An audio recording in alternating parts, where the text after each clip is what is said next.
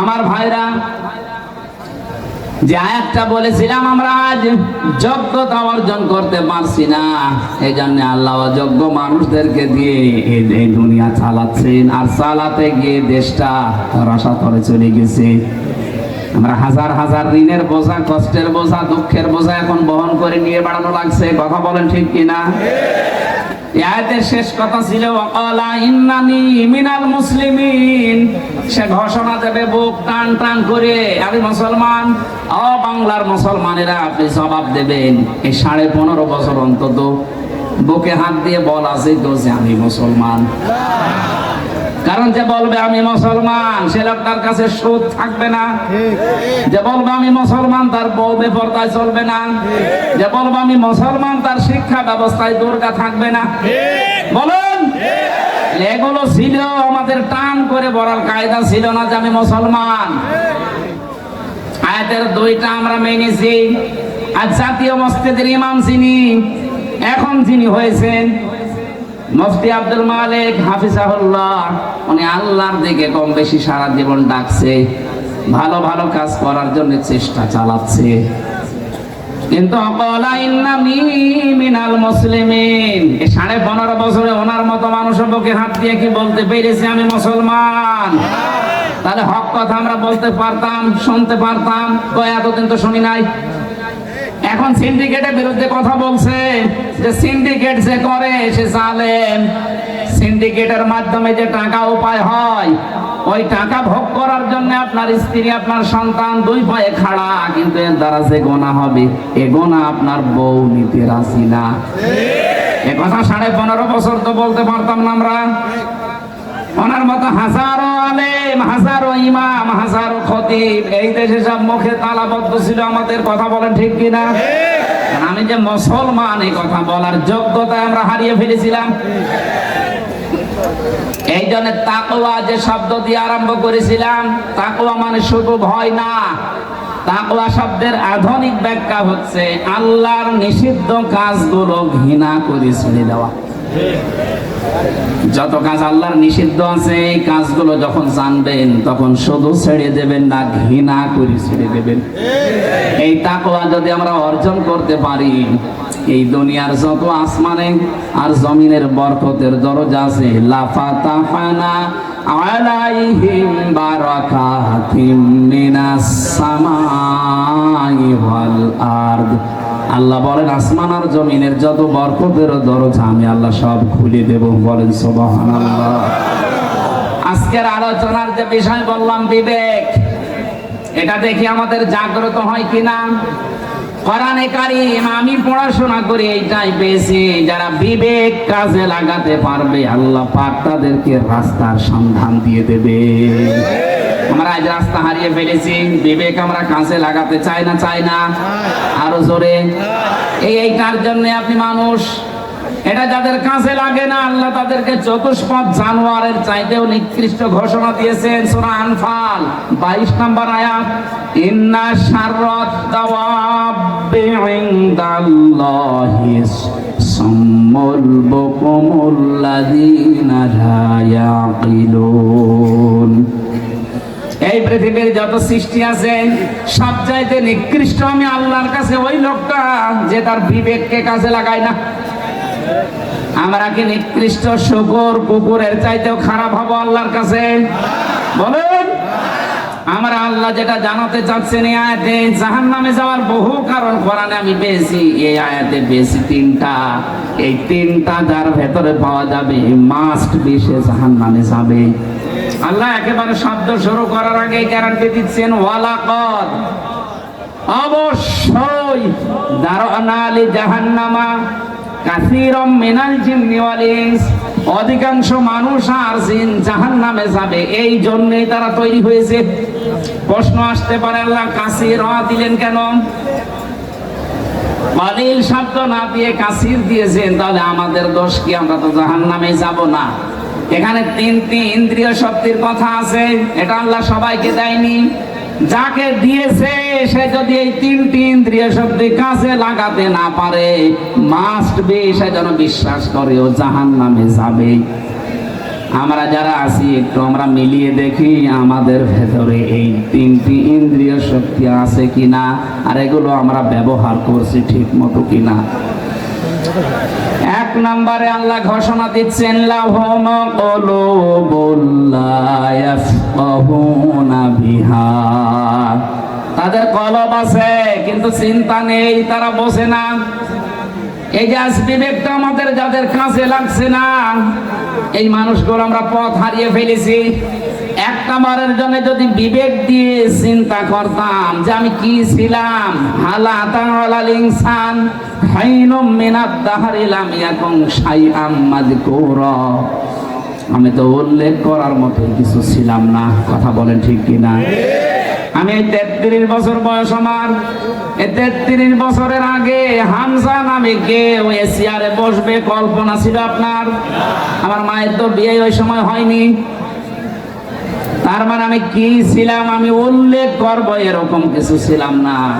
নেই থেকে আল্লাহ পাক আজ আমাকে চেয়ারে বসিয়েছেন। কথা বলেন ঠিক কিনা? আল্লাহ রাব্বুল আলামিন বলেন এই যে বিবেকটা যদি কাছে লাগাতে, তোমাকে বানাতে গিয়ে আমি যে 5টা জিনিস আমার পক্ষ থেকে দিয়েছিলাম, শ্রবণ শক্তি, দর্শন শক্তি, বাক শক্তি, আকেল শক্তি আর ঘ্রাণ শক্তি। এটা সূরা নাহলের 14 নম্বর পারা, 14 নম্বর পৃষ্ঠা, 13 নম্বর লাইনের 78 নম্বর আয়াতের মাঝের অংশে আছে। আল্লাহ পাক বলেন 5টা জিনিস দুনিয়ার কেউ তোকে দেয়নি। বিশেষ করে যে বাক শক্তি, কথা বলার যোগ্যতা, আমি যদি এটা না দিতাম তামাম দুনিয়ার ডাক্তার মিলেও দিতে পারতো না। আমি আয়াতটা পড়ার পরে দেখেছিলাম বিজ্ঞান এখন প্রমাণ করছে এই যে কণ্ঠস্বর, এখানে কয়েক ইঞ্চি জায়গা, এই জায়গা দিয়ে কথা তৈরি হয়।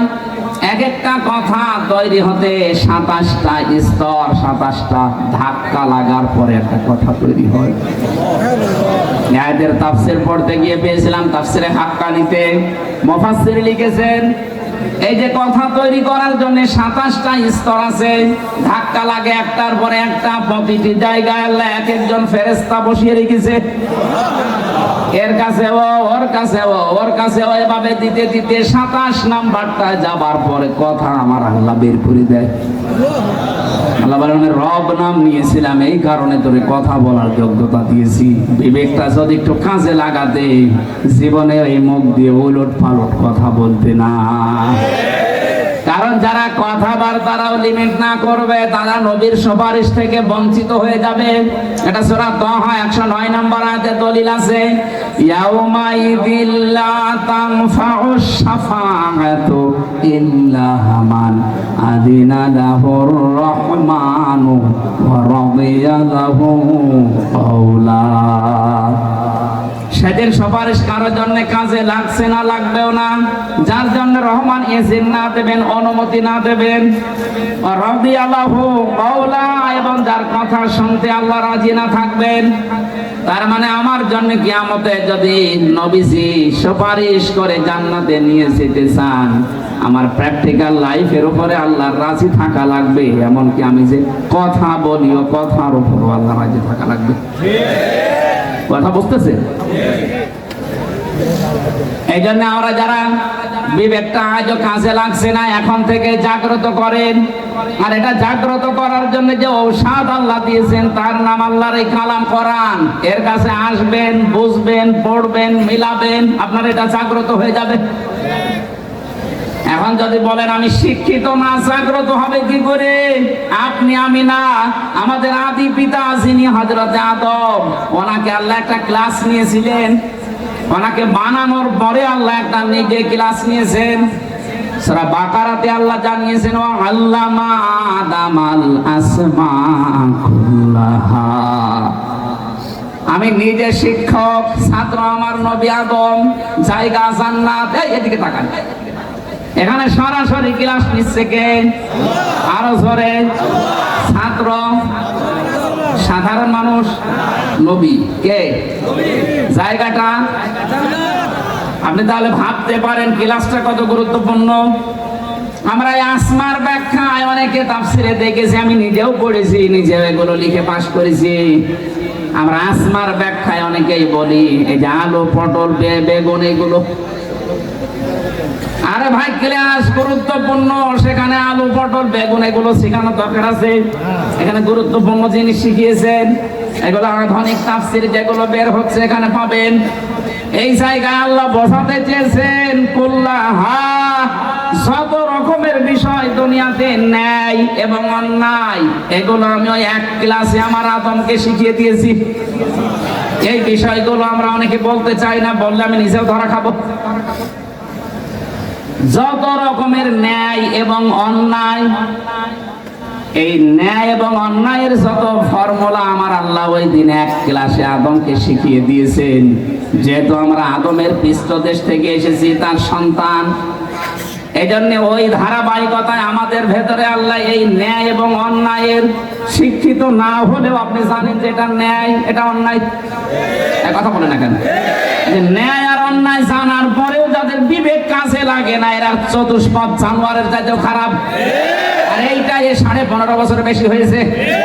আপনি জানতেন না যে দিনের ভোট রাতে হয়ে গেছে?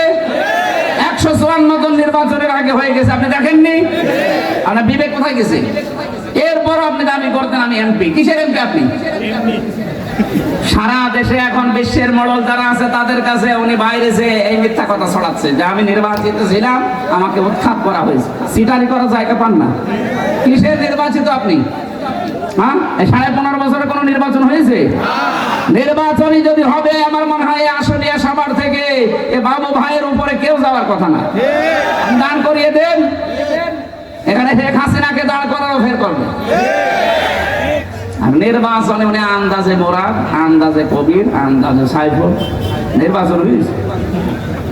কারণ নির্বাচন হওয়ার মাধ্যমে মানুষ নির্বাচিত হয়, এ পদ্ধতি আল্লাহ দিয়েছেন। হুয়াছে তাবাকুম, আল্লাহ বলেন আমি তোদেরকে নির্বাচিত করি। নির্বাচিত করা লাগে যে পদ্ধতিতে, ওই পদ্ধতির নাম কি? নির্বাচন। বলেন বলেন বলেন বলেন। নির্বাচিত তো হয়নি, নির্বাচিত আপনি দাবি করেন কি করে? আমরা বলতে পারি আমরা নির্বাচিত, কারণ লক্ষ লক্ষ নবীদের উম্মত থেকে আল্লাহ বাছাই করে আমাদেরকে উম্মতি মুহাম্মদী বানিয়েছে। আমরা বলতে পারছি না, কারণ আমাদের এখনো যোগ্যতা হয়নি। আর উনি নির্বাচন না করে আন্দাজে নির্বাচিত সরকার ছিলাম। হাসি মানুষ এত মিথ্যা কথা বলেছেন।